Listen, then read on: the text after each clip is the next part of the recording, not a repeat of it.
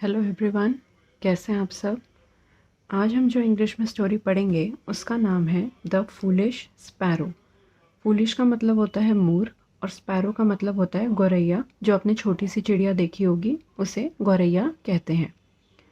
A sparrow couple had built a nest, nest यानी कि घोंसला, on a big banyan tree.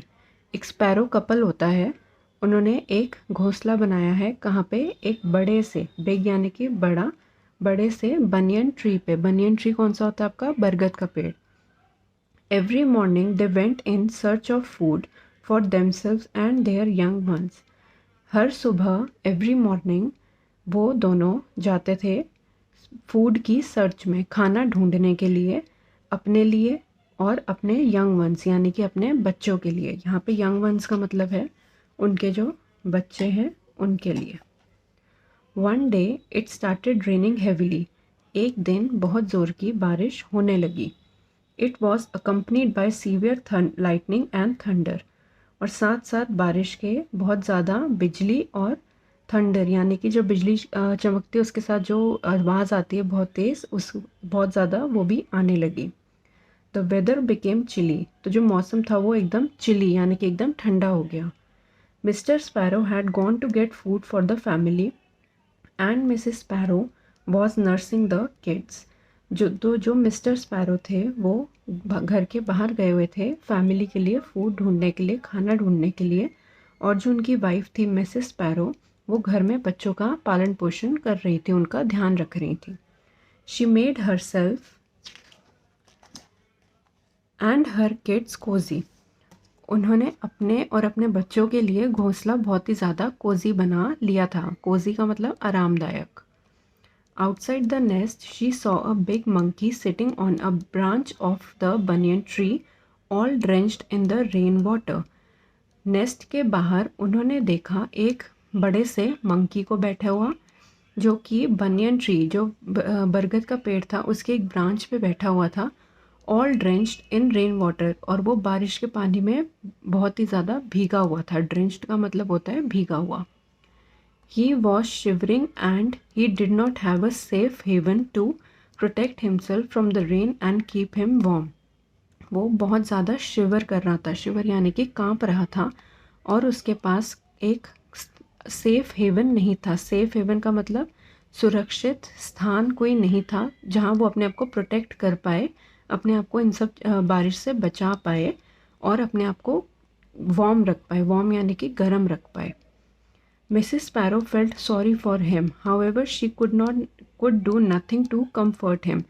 जो Mrs sparrow थी उनको बंदर की हालत देख के बुरा लगा, मगर वो उसके आराम के लिए कुछ कर भी नहीं सकती थी। She said, "You look so big and strong, but I feel you are lazy." तो उन्होंने उस बंदर को कहा, तुम बहुत ही बड़े और स्ट्रॉन्ग लग रहे हो, मगर तुम बहुत ही ज़्यादा लेज़ी हो। लेज़ी यानी कि आलसी हो। लेज़ी का मतलब होता है आलसी। मिसिस पैरो ने फिर आगे उस मंकी को कहा, you have 2 arms and 2 legs. तुम्हारी 2 हाथ हैं और 2 लेग्स, टांगे हैं। यू कैन ईजिली, तुम बड़ी ईजिली, ईजिली यानी कि आराम से, बिल्ड अ होम, एक घर बना सकते हो, फॉर योर सेल्फ, अपने आप के लिए तुम एक घर बना सकते हो। See, we are so small and weak, yet we have built a home for our young ones and ourselves. देखो हम कितने छोटे हैं और कितने वीक यानी कि कमज़ोर भी हैं, मगर फिर भी हमने एक घर बनाया अपने यंग वंस यानी कि बच्चों के लिए और ourselves अपने लिए। Now it is offering a protection against the rains and heavy winds. और अब वो हमें प्रोटेक्शन दे रहा है, किसके अगेंस्ट, बारिश हो रही है और हैवी रेन्स, जो बहुत तेज़ हवाएं चल रही है, उसके अगेंस्ट हमें वो प्रोटेक्शन दे रहा है, हमें प्रोटेक्ट करके रख पा रहा है। The monkey did not wish to start a conversation with Mrs Sparrow, but she continued, if you also had a home like us, you would also be warm and cosy as we are. जो monkey था वो बिल्कुल नहीं चाहता था Mrs sparrow से बात करना, कॉन्वर्सेशन मतलब बात करने की, मगर मिसिस स्पैरो जो थी वो बोली जा रही थी। और उन्होंने फिर उस मंकी को कहा, अगर तुम्हारे पास भी हमारे जैसा ही एक घर होता तो तुम भी आज वार्म और कोजी होते जैसे कि हम रह रहे हैं। यानी कि तुम भी बहुत आराम से रह पाते जैसे कि हम अब बारिश में रह पा रहे हैं। The monkey got irritated by the constant nagging of the sparrow. जो मंकी था वो बहुत ही ज़्यादा परेशान हो गया जो स्पैरो उन्हें बार बार बोली जा रही थी उस सब से।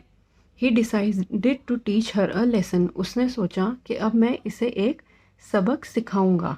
To teach her a lesson मतलब सबक सिखाना। He pounced on the nest and shouted. Pounced का मतलब होता है एक ही बारी में झपटना। वो एकदम से झपटा उसके नेस्ट पे और चिल्लाया। शाउटेड यानी कि चिल्लाया। Don't be proud of your cosy nest of twigs and feathers you foolish sparrow, I can break it without any effort because it is not that strong.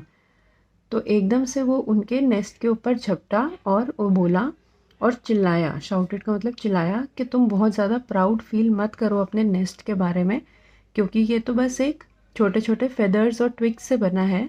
मैं तो इसको एक ही झटके में तोड़ सकता हूँ क्योंकि ये नेस्ट इतना भी ज़्यादा स्ट्रॉन्ग नहीं है।